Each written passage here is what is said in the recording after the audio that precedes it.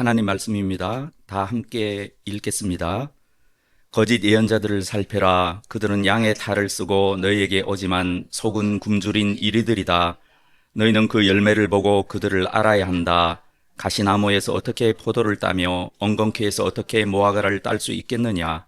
이와 같이 좋은 나무는 좋은 열매를 맺고 나쁜 나무는 나쁜 열매를 맺는다. 좋은 나무가 나쁜 열매를 맺을 수 없고 나쁜 나무가 좋은 열매를 맺을 수 없다. 좋은 열매를 맺지 않는 나무는 찍어서 불 속에 던진다.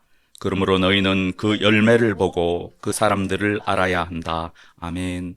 기도하시겠습니다. 아버지 하나님 감사합니다. 저에게 말씀의 떡을 베풀어 주시니 감사합니다. 저희가 이 떡을 먹고 배부르게 하옵소서. 생명이신 또 생명의 떡 대신 우리 구주 예수님을 이 시간 먹을 수 있도록 주님의 살아있고 참된 말씀을 먹을 수 있도록 이 시간 저희들을 축복하시고 준비한 것이 보잘것 없을지라도 주님께서 축복을 더하사 저희 모두가 먹고 남고 배부르게 하옵소서. 예수님의 이름으로 기도합니다. 아멘. 네, 오늘 지난주와 같은 본문입니다. 오늘 설교 내용은 이렇습니다. 먼저 지난주일 말씀을 정리하겠습니다. 혹시라도 지난주일 설교가 좀 어려우셨던 분이 있으면 지금 잘 정리하시기를 바랍니다. 정리한 후에 본문에 남아있는 저와 여러분의 구원의 가장 중요한 영적 원리 하나를 살펴보도록 하겠습니다. 지난주일 말씀을 되살려 봅시다. 예수님께서는 거짓 예언자들을 조심하라 라고 말씀하셨죠. 조심해야 될 이유도 말씀하셨습니다. 거짓 예언자들이 비록 양의 옷을 입고 있지만 그 속은 굶주린 일이라고 하셨습니다. 역사적으로도 이 예수님의 말씀은 진리입니다.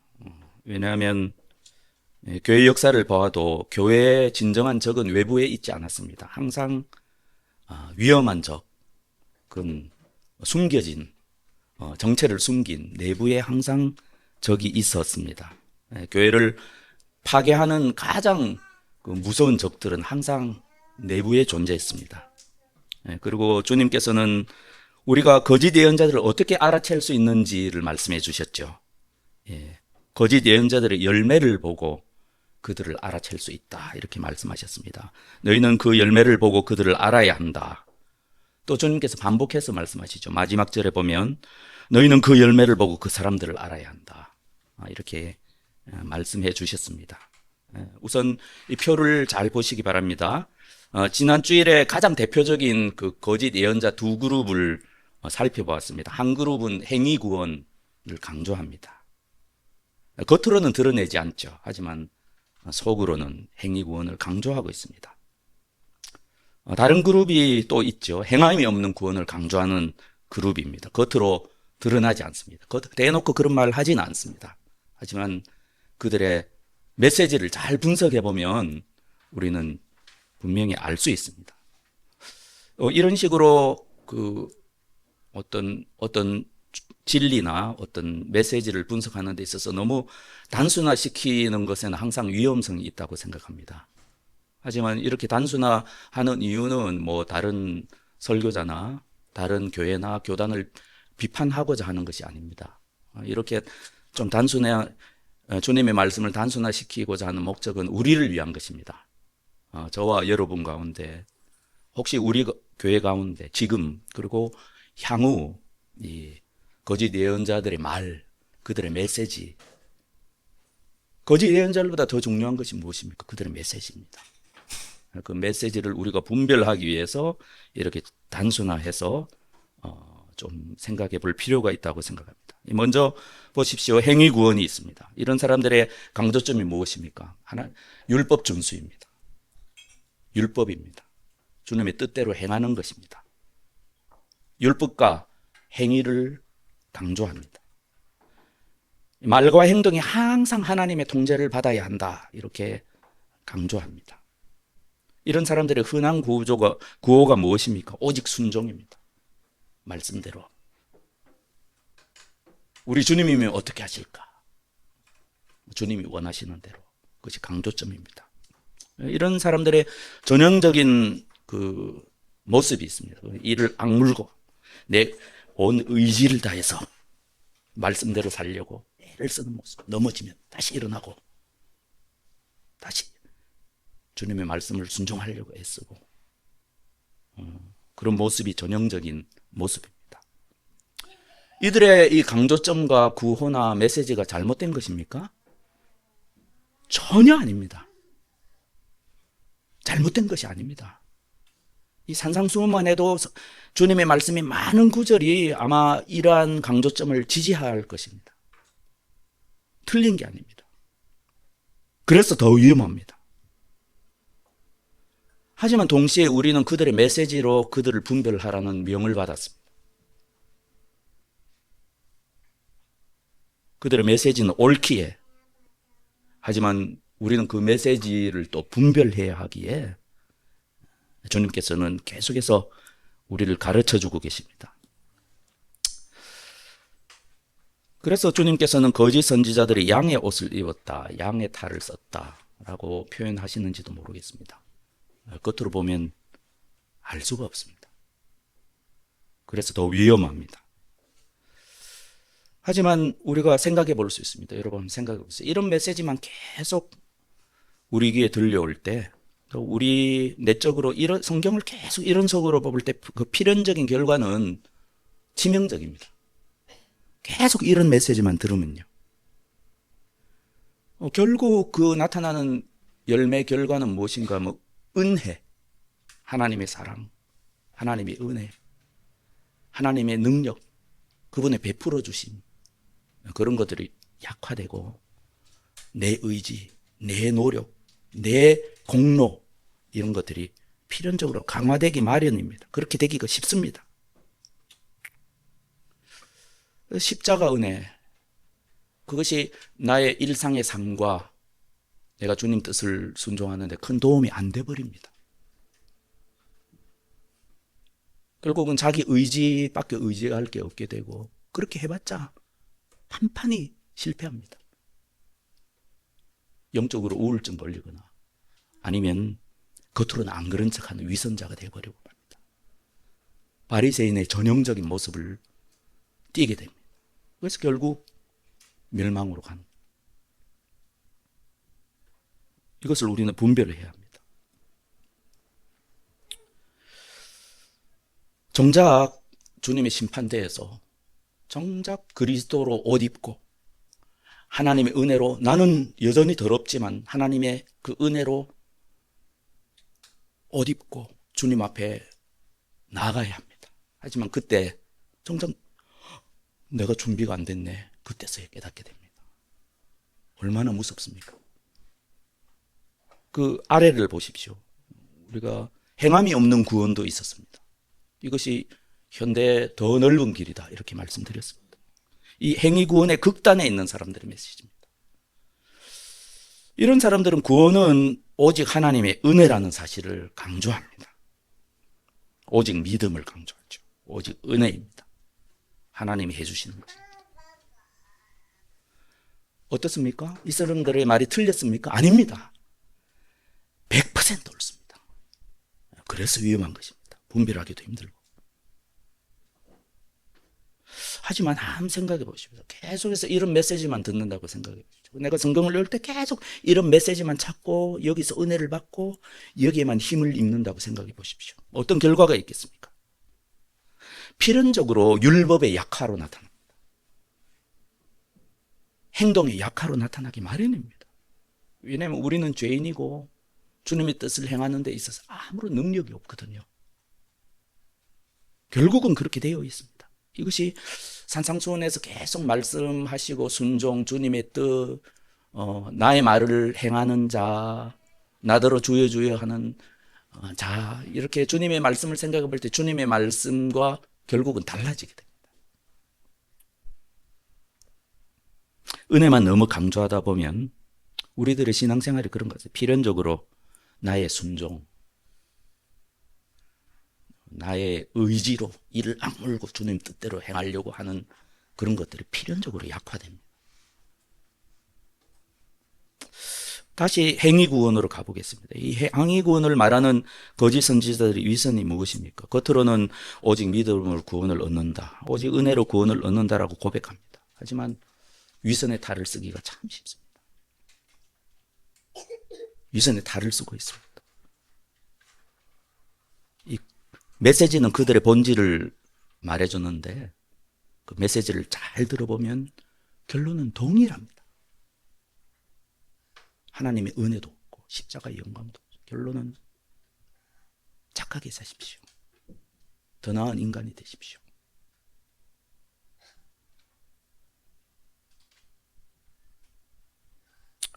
사실 거기에는 자기 의만 가득하고 예수 그리스도로 옷 입는 의는 자리하기가 힘듭니다. 우리가 성경에 나타난 하나님 아버지의 사랑, 그리고 우리 구주 예수님의 은혜, 성령님의 친밀한 교제, 거기에는 들어설 자리가, 스페이스가 별로 없습니다. 그리고 그 아래 행위가 없는 구원을 말하는 거짓 선지자들을 봅시다. 이들은 겉으로는, 물론 겉으로는 선한 행동도 중요합니다. 우리가 믿음만 중요한 게 아니라 여러분의 행동도 여러분이 순종해야 되고 이런 것도 강조하지 않는 것이 아닙니다. 하지만 그 메시지의 결론을 잘 보십시오. 결국은 구원의 확신입니다. 너희들은 구원받았다. 너희들은 잘 될 것이다. 그러니까 감사해서 좀 선하게 좀 살아보고 선하게 뭐 그렇게 진보가 없어도 괜찮다. 결국 구원받을 테니까. 그것이 이 거짓 예언자들의 메시지입니다. 너에게 믿음이 있으니 너는 이미 과거에 십자가의 은혜를 받았으니 너는 평안하다. 그러므로 구원의 확신을 가지고 마음의 평화를 유지하라. 결국 그렇게 되어버리고 맙니다. 이 산상수훈을 적용시키면 이들의 메시지의 결과가 무엇입니까? 이 산상수훈의 주님의 높은 이 계명을 턱없이 기준을 낮춰서 지킬 수 있게 만듭니다. 그렇게 설교합니다. 지킬 수 없는 것인데도 지킬 수 있게 설교합니다. 결국 우리 성도의 순종과 그 행위는 어떻게 되어버리고 맙니까? 구원과는 별개가 됩니다. 구원과는 상관이 없는 이 전도를 위해 조금 도움이 될, 전도를 위해서 조금 도움이 될 만한 그 정도 장식물, 이 성도의 아름다운 순종과 주님께서 받으실 만한 그 합당한 예배와 몸으로 드리는 산제물, 그런 것들은 뭐 별 가치가 없는 것이 결국은 되어버리고 맙니다. 이 반면에 그 밑에 우리 주님께서 계속해서 산상수훈을 통해서 말씀하시는 생명의 길은 어떻습니까? 믿음과 행위 둘 다가 매우 중요합니다. 그렇지 않습니까? 주님께서 산상수훈을 하면 대설 은혜도 중요하고 그리고 율법도 중요합니다. 그렇지 않습니까?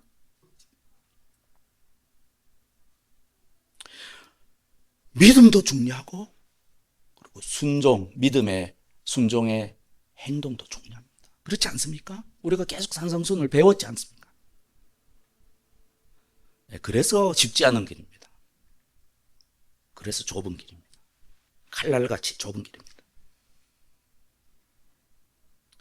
칼날 위에서 있고 그 길을 걸어갈 때 이제 자칫하면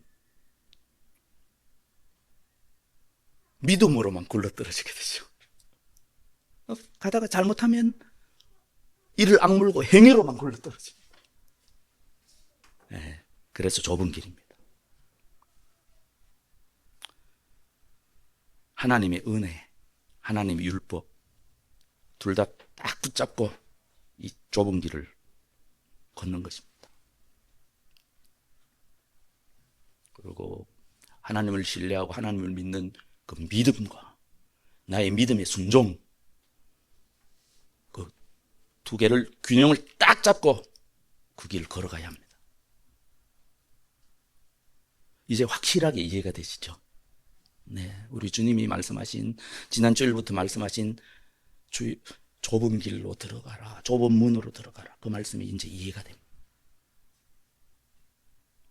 지금 하시는 말씀도 좀 이해가 되죠. 그리고 다음에 나더러 주여 주여 하는 자마다 천국에 들어갈 수 없다 라고 하는 말씀도 이해가 됩니다.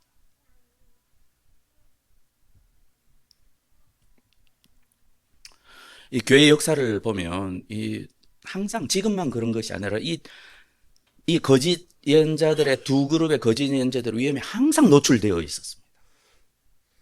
그래서 우리 믿음의 선배들은 이 무던히도 애써왔습니다. 이 거짓 예언자들의 메시지로부터 교회를 보호하려고. 주님의 교훈의 말씀, 그분의 예언의 말씀, 그것을 쫓아서 최선을 다했습니다. 사도 바울의 경우는 어땠습니까? 사도 바울은 그리스 사람들을 대상으로 선교를 하지 않았습니까? 이 사도 바울이 세웠던 교회에 큰 문제가 생겼습니다. 무엇입니까? 율법주의자들이 교회를 파괴하기 시작한 것입니다. 율법주의자들은 누구십니까? 행위구원론자들. 바울은 큰일 났습니다. 그래서 기도하며 무엇을 강조했습니까? 행위구원을 주장하는 자들에게 무엇을 강조해야 되겠습니까? 여러분이라면. 그래서 믿음을 강조하신 것입니다. 그래서 믿음을 강조하신 것입니다. 그래서 뭐라고 말씀하십니까? 다 함께 읽어보도록 하겠습니다.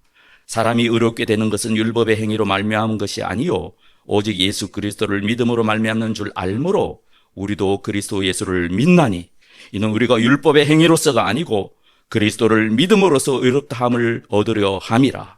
율법의 행위로는 의롭다 함을 얻을 육체가 없느니라. 또 어떻습니까? 우리가 야고보서를 잘 읽어보면 야고보 선생님이 목회하셨던 그 교회는 그 율법주의자가 아니라 반율법주의자들의 공격을 받고 있었습니다. 행위가 없는 구원존자들입니다. 그래서 많은 거짓 예언자들이 우리는 믿음으로 구원을 받았으니 행위는 중요하지 않다, 뭐 이런 식으로 설교했던 것 같습니다. 이것이 주님께서 말씀하신 그 길입니까? 아니지 않습니까? 그래서 야고보 선생님은 이 교회를 파괴하고 있는 이런 자들을 향해서, 이런 자들을 염두에 두고 당신의 성도들에게 이렇게 말씀하셨습니다. 여러분 같으면 무엇을 강조하시겠습니까?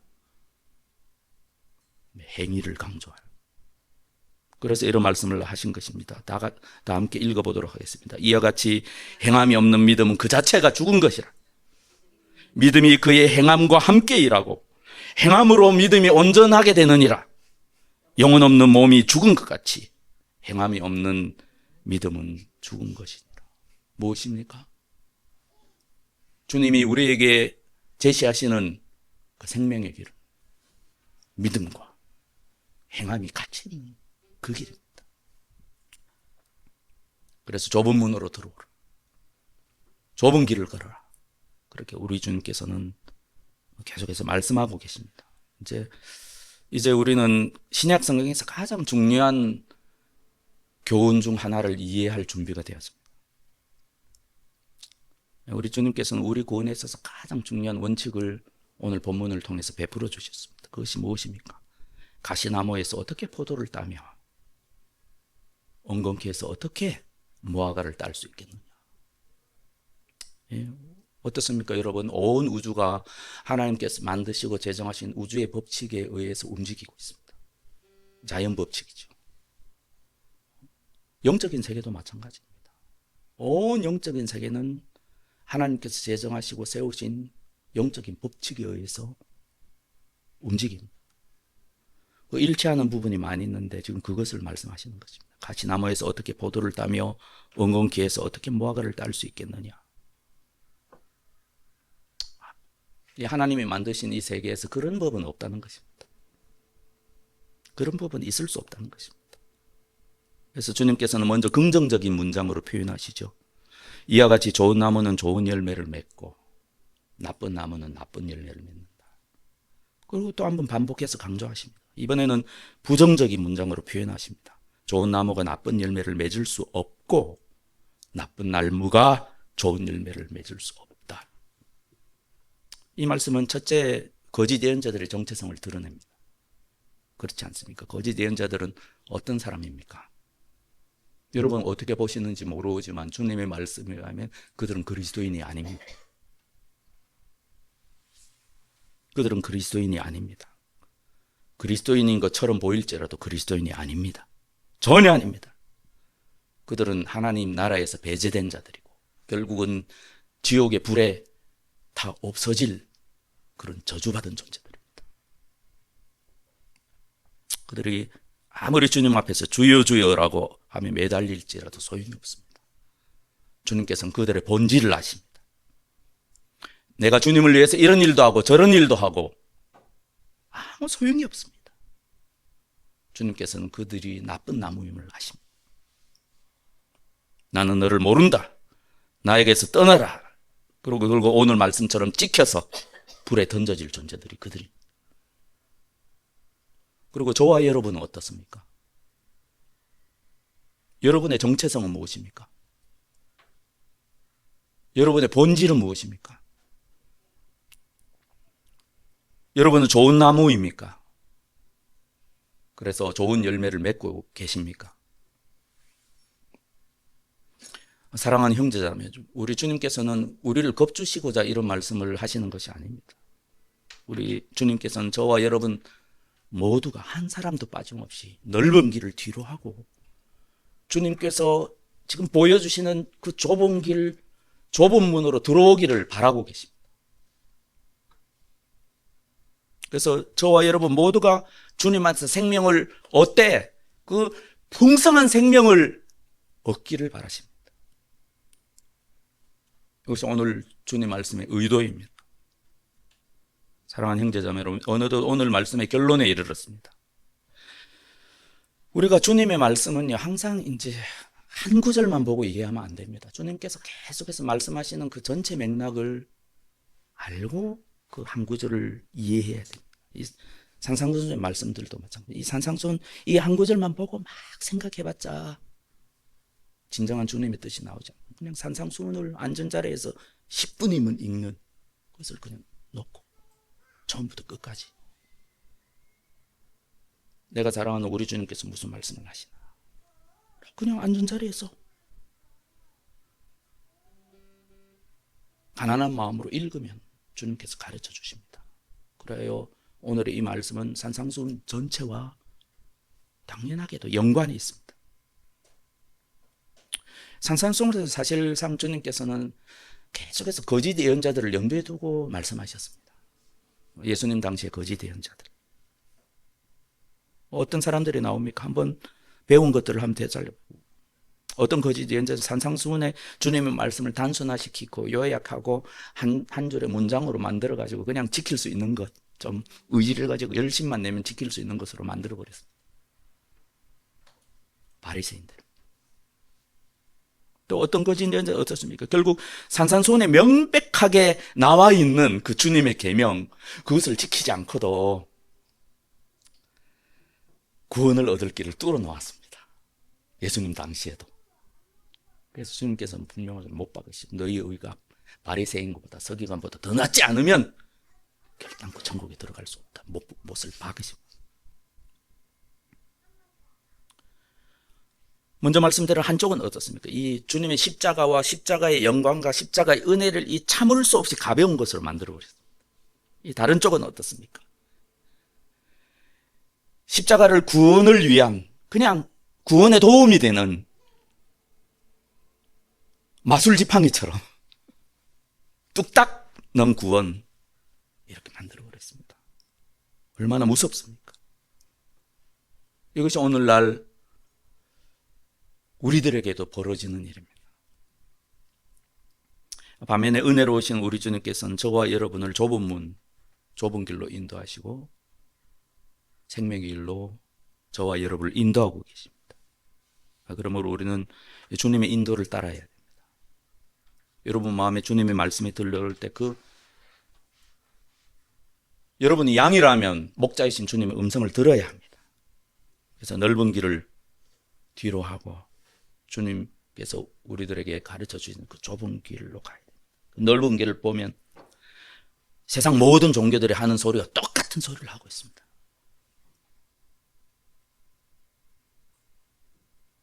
하지만 우리는 길이요 진리요 생명이신 우리 주님께서 가르쳐 주신 이 길로만 가야 합니다. 한쪽으로 균형을 잃었다면 즉시 다시 일어나서 균형을 잡아야 합니다. 사랑하는 형제자매 여러분, 여러분에게 간곡하게 굉장히 중요한 말씀을 드리고자 합니다. 여러분이 만약에 구원을 받은 자녀라면 여러분의 잠재 가능성은, 여러분에게 주시고자 하는 주님의 능력은 여러분이 상상하는 것 이상입니다. 여러분의 잠재 가능성은 그 사람이 비록 지금은 개차반이라도 이 사람이 하나님의 자녀가 되는 순간 이 사람의 잠재 가능성은 하늘 아버지의 온전하심처럼 될 가능성이 있습니다. 그리고 결국은 주님의 뜻대로 그렇게 됩니다. 그것을 확실히 아시기를 바랍니다. 한번 생각해봐요. 여러분이, 우리가 성경을 아니까요. 여러분이 구원받은 하나님의 자녀, 여러분은 이미 거듭난 상태입니다.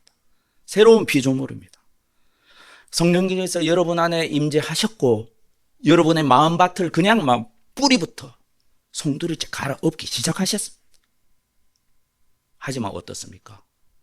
성경의 교훈입니다. 여러분이 만약에 옛날처럼 육신을 쫓아 행하면 여러분은 반드시 육신의 열매를 맺게 됩니다. 하지만 만약에 여러분이 성령을 쫓아 행하면 예수 그리스도로 옷 입고 성령을 쫓아 행하면 여러분은 반드시 성령님의 열매를 맺게 됩니다. 이 지점에 우리의 믿음의 결단, 믿음의 순종이 요구됩니다. 주님께서 우리를 오랫동안 기다리셨듯이 내 마음의 순종의 거짓됨을 아시고 기다리고 계신지도 모릅니다. 우리 믿음의 선배들, 저와 여러분, 하나의 공통점은 우리가 구원받은 때를 알지는 못하지만 주님께서는 거듭된 나의 믿음의 순종의 결단 가운데 어느 순간 내 속마음을 아시는 주님께서 나의 순종의 결단을 받으시고 나에게 신령한 축복을 베푸시기 시작하십니다.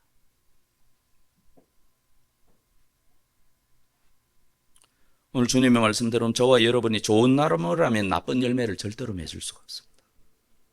만약에 여러분이 나쁜 나무라면 좋은 열매를 절대로 맺을 수가 없습니다. 이것이 영적인 법칙입니다. 그래서 하나님께서 세우신 하나님 나라의 영원한 질서라는 것을 명심합시다. 그리고 우리는 모두 최후의 심판을 맞이하게 됩니다. 오늘의 말씀이 무엇을 말해주고 있습니까? 주님께서는 최후의 심판 때 우리들은 무엇을 보고 우리를 평가하십니까? 당연하죠. 우리의 열매를 보고 우리를 평가하십니다. 여러분의 믿음의 고백으로만 평가하지 않으십니다. 또 그 반대쪽에 여러분의 행위로만 여러분을 평가하지 않으십니다. 예복을 준비하고 기름을 채우고 그리스도로 옷 입은 저와 여러분에게는 부족하고 모자라고 내가 의지를 다해서 순종했지만 부족한 모든 것을 주님의 사랑과 은혜로, 십자가의 은혜로 주님의 보혈로 덮으시고 우리를 의롭다 하십니다.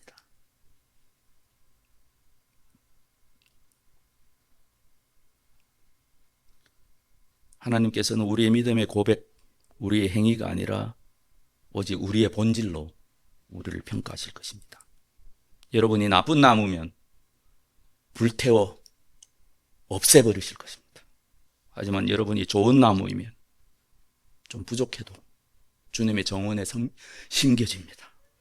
생명나무 옆에 여러분을 영원토록 푸르고 풍성한 열매를 맺도록 그 강가에 푸른 초장 안에 그렇게 여러분을 영원히 세워주십니다. 하나님을 경외하는 자만 영원히 주님 앞에 서 있을 수 있습니다. 우리가 보십시오. 이 거짓 그리스도는 양의 옷을 입고 있습니다. 참된 그리스도는 오직 그리스도로 옷 입습니다. 신약 성경이 이걸 많이 말씀하고 있습니다. 로마서 14장 4절에 다 함께 읽어보겠습니다. 오직 주 예수 그리스도로 옷 입고 정욕을 위하여 육신의 일을 도모하지 말라. 여기에 믿음이 어디 있습니까? 당연히 100% 믿음입니다. 여기에 은혜가 어디 있습니까? 당연히 100% 은혜입니다. 여기 믿음의 순종이 어디 있습니까? 당연히 100% 순종입니다. 이게 우리의 의지의 행동이 어디 있습니까? 당연히 100% 우리의 의지의 행동입니다. 에베소서 4장 23절에는 사도께서 예수님의 교훈을 조차 이렇게 말합니다. 마음의 영을 새롭게 하여 하나님의 형상을 따라 참 의로움과 참 거룩함으로 지으심을 받은 새 사람을 입으십시오. 이 사도들의 교훈입니다. 저와 여러분 오랫동안 산상수훈을 배워왔지 않습니까? 산상수훈 말씀에 율법이 있습니까? 당연히 있죠. 한번 생각해 보십시오. 이 산상수훈의 예수님의 말씀은 전체가 하늘과 땅의 권세를 받으신 우리 주님의 계명입니다. 당신의 율법입니다.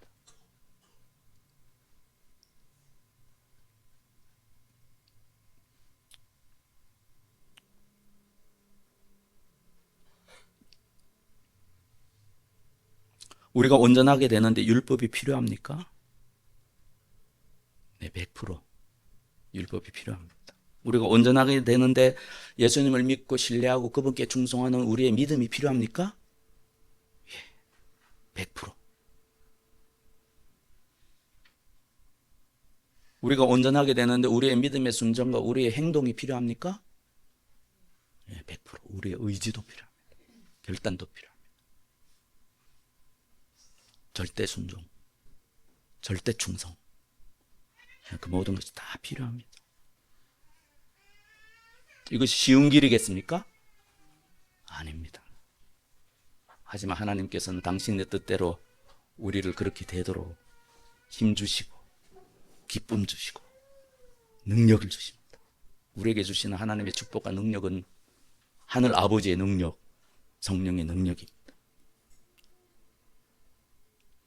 그리고 산상수훈에는 예수님을 통한 우리를 하나님 백성 삼으신 우리 하늘 아버지의 우리를 위한 계획이 명백하게 나타나 있습니다. 예수님께서 여러 번 말씀하셨죠. 예수님께서는 우리 하늘 아버지의 온전하심과 같이 우리를 온전하게 만들기 위해서 오셨습니다. 그래서 십자가에 달려 돌아가셨습니다. 그래서 성령님을 우리에게 보내주셨습니다.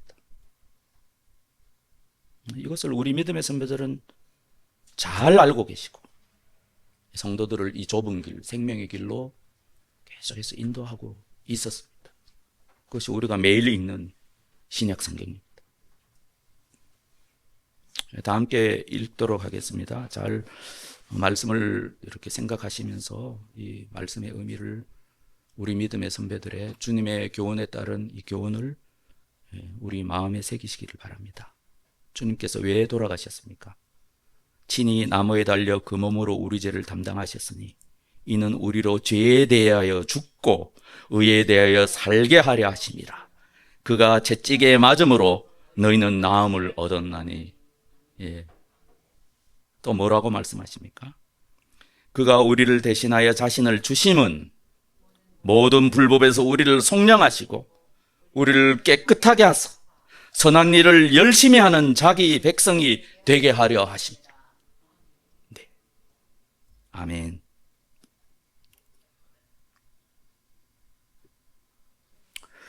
마지막으로 다 함께 읽도록 하겠습니다. 그 새 한글 번역으로 이렇게 제가 적어봤습니다. 잘 아는 말씀인데요. 우리 오늘 말씀과 산상수훈 말씀들과 이렇게 연관시켜서 좀 읽어보면 좋겠습니다. 그러므로 형제자매 여러분, 나는 하나님의 자비하심에 기대어 여러분에게 권유합니다. 여러분의 몸을 살아있는 희생제물로 하나님이 마음에 들어하실 거룩한 희생제물로 바치십시오. 이것이야말로 여러분이 드릴 참된 예배입니다. 이 세대의 흐름에 자신을 맞추지 말고 생각을 확 새롭게 해서 달라지십시오. 그래 하나님의 뜻이 무엇인지, 곧 무엇이 선하고 하나님 마음에 들고 완전한 것인지를 검증하여 밝혀내십시오. 아멘. 이러한 하나님 백성된 축복이 저와 여러분에 있기를 바랍니다. 아버지께서 우리 마음을 드리고 우리 마음을 주님께 드리고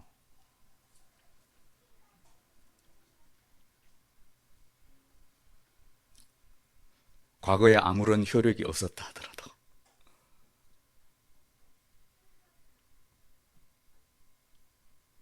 새롭게 결단하는 축복이 저와 여러분에게 있기를 주님의 이름으로 간절히 기원합니다.